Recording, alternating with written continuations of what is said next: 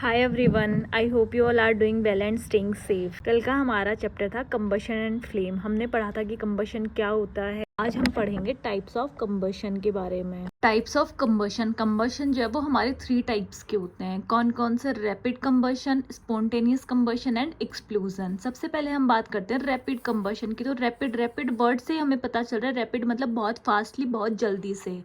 When a substance Burns very quickly releasing heat and light almost instantly.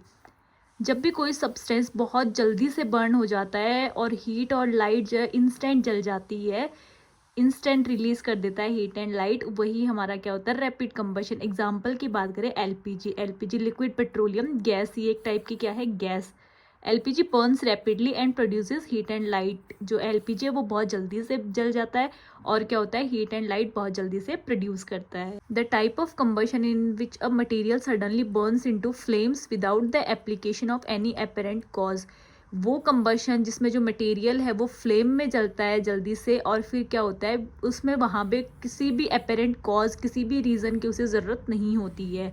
Examples: Spontaneous forest fires are sometimes due to the heat of the sun or due to the lightning strike.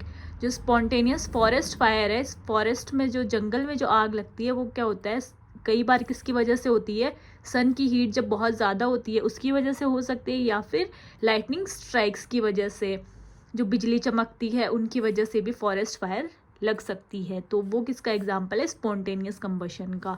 Explosion की बात करें तो हमारा कोई भी cracker है, हमारे पास पटाखा है, ठीक है। अब वहाँ पर क्या हुआ? हमने पटाखा जलाया और वहाँ पर क्या हुआ? एक सडन रिएक्शन। यहाँ पर क्या थी? यहाँ पर उसकी लॉ थी। अब हमने क्या किया? उसको जलाया तो इंस्टेंट वहाँ पर रिएक्शन हुआ। तो sudden reaction takes place with the evolution of heat, light and sound. वो सडन रिएक्शन जो किसी हीट का इवोल्यूशन हुआ, वहाँ पर लाइट भी हुई और वहाँ पर साउंड भी हमें सुनने को मिला, तो वो क्या है? हमारा एक्सप्लोजन। नेक्स्ट हम बात करते हैं flame. What is flame? A chemical process in which a substance reacts with oxygen to give off heat. वो केमिकल प्रोसेस जिसमें कोई भी सब्सटेंस क्या करता है? ऑक्सीजन के साथ रिएक्ट करता है और क्या देता है? वहाँ पर हीट प्रोड्यूस करता है।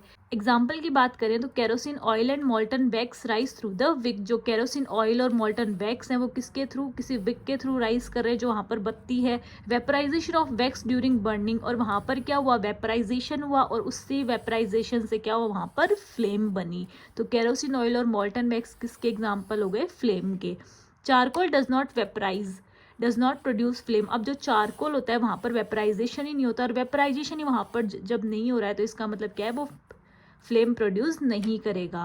और केरोसिन ऑयल यहाँ पर वेपराइजेशन हो रहा था तो यहाँ पर फ्लेम बन रही थी, लेकिन यहाँ पर वेपराइजेशन नहीं हो रहा है तो यहाँ पर फ्लेम नहीं बन रही है। तो ये था हमारा फ्लेम। तो इसी के साथ आज का पार्ट कंप्लीट होता है। For next part please do like, share and subscribe to my channel. Thank you and have a great day. Subscribe now and hit the like button.